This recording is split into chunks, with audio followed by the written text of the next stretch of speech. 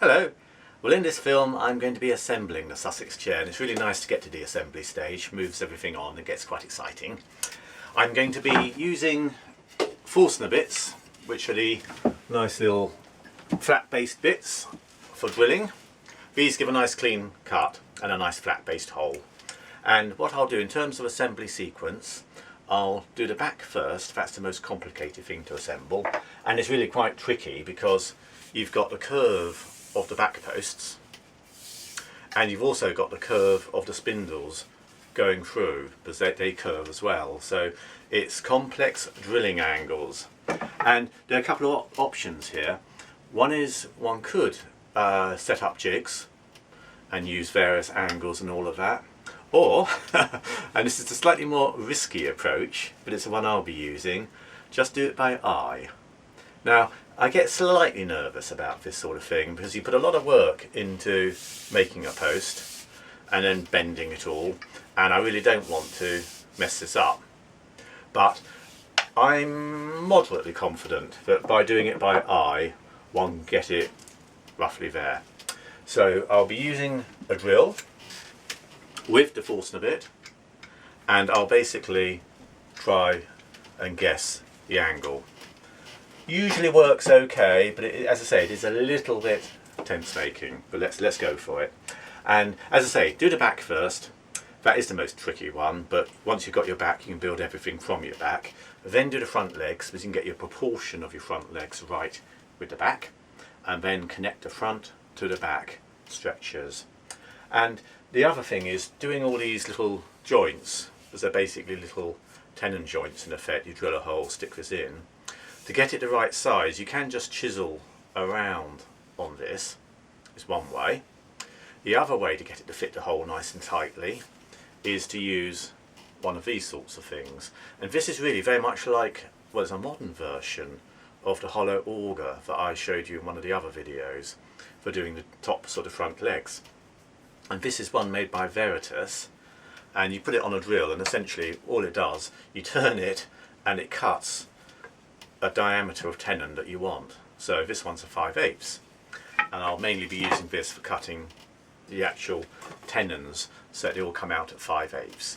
And you can adjust them, there's a little bit of adjustment, and on this one I've put a brass shim in as well to get the adjustment right.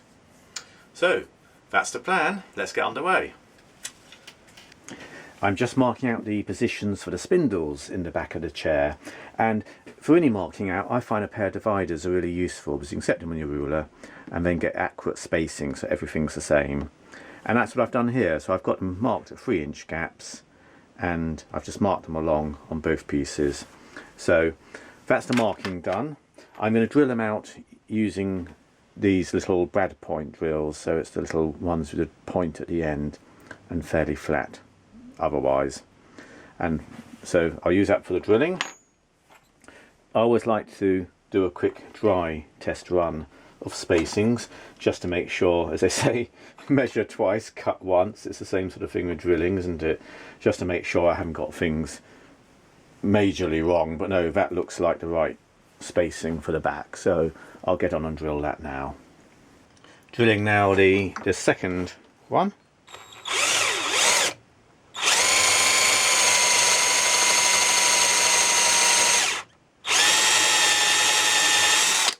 There we are, number 2. So carry that on. I've got all 4 spindles drilled in. So it's going in the right direction, I think.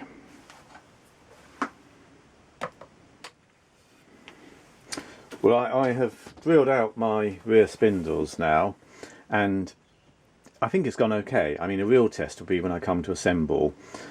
I say okay, it's not perfect actually, because I've got a slight problem that I've put very carelessly, actually, to be frank. I've put one hole a bit too far close to the other hole, so they're not going to match properly, and that's a pity, because that's frankly carelessness really. But the other problem actually with that hole is I've found on testing one of my spindles is quite a bit narrower. And I haven't got a spare, so what do? I'm going to actually plug this hole. I'm going to drill it out wider, put a plug in, and then re-drill it. I've just hammered in a bit of spare doweling. Well, I've rectified my little shortcoming there in the drilling and marking out, so I've got these two fitting really well. I'm just very carefully rounding off the extreme edges of the spindles. So just putting a little tiny rounded shoulder on there. You may not be able to see that on camera, but it's just to stop, as I press these in really hard, it stops the sharp edge digging in the sides, and it's just a tiny bit of rounding. Do the same on this end. Now you could do this with a chisel. Just round the end over, or a bit of sandpaper actually would do it. Well, I've got everything ready for the assembly of the back. I've actually now glued in the spindles and everything else is placed in position. And what I'm doing with each of the little cross bearers, I'm actually marking a depth stop so I know how far I want to get them into the joints. What I'm doing here, I'm going to get glue in all the joints on the upright posts. I'm going to glue up these. I've got everything in position ready. I'll try and hammer the rods in at one end and then attempt to join the two back bits of the chair together, probably using sash clamps. Well, I will almost certainly using sash clamps to draw it all together. Right, there's going to be a very tight fit on these. Use the seat one here. Okay, that looks like it's roughly in alignment. Get some glue on these quickly. Right, sash clamps next. That M1's not in yet. I'm hoping I can pull some of these and get them nicely in.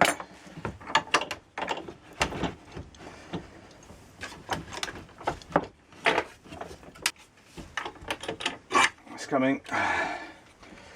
These curved ones are a bit tricky.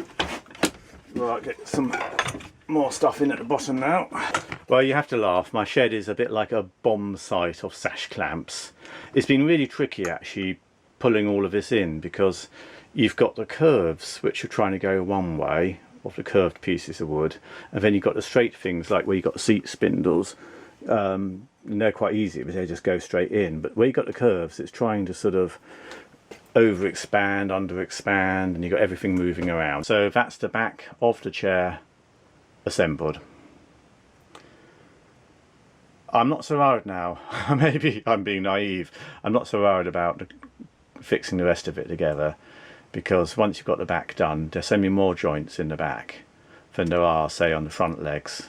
Well, I've just been marking out the front legs and getting them ready for assembly.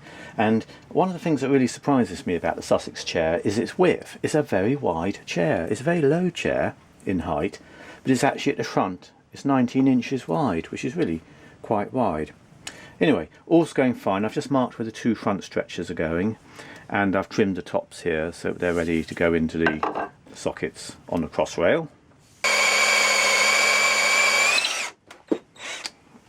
I want these holes to be at least 5/8 of an inch deep, so I'm using a little basic micrometer type thing, if you can call it that, and it has a little depth gauge at the end.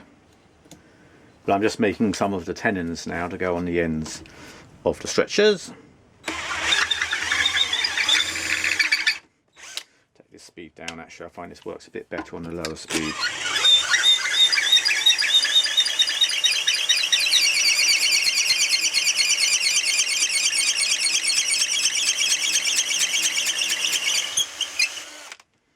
There we are, that's fine, that's taking it down, sinking them in about 5/8. Well, I've now got the front assembly all joined up and it's gluing, so that seems to have gone well. I've just put a strap around it all just to hold it in. To make the flat sides of the seat, I've got these bits of wood that I've been cutting out, and so largely just sort of draw knifed out. But what I'm doing on the end, I'm putting a spigot, and that will go into the back posts of the chair, and I'm just doing that in the same way as for the stretchers. So what I'm doing is one of these, getting a very slight tilt in the angle with a drill,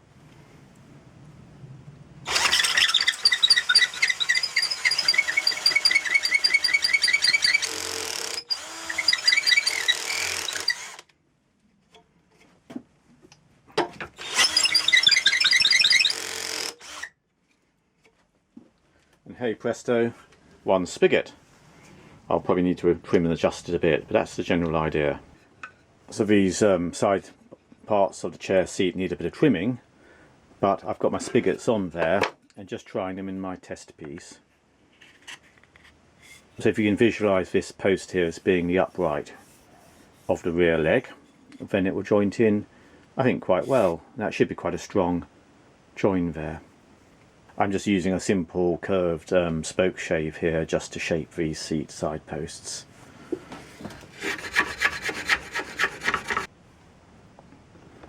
Well, front and back are now constructed, so my next job is to get the front connected to the back. I've just been fitting the top of the seat stretchers to the front legs, and I'm using a dowel construction. So there you are. I'm hoping this will be strong enough. I think it will be, with a good bit of glue.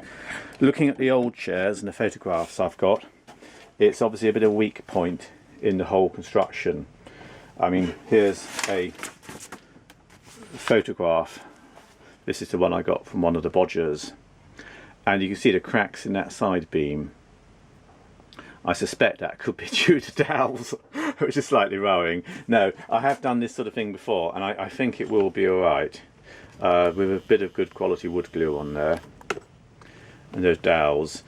It's quite a strong torsional pressure, and it's not too long a length.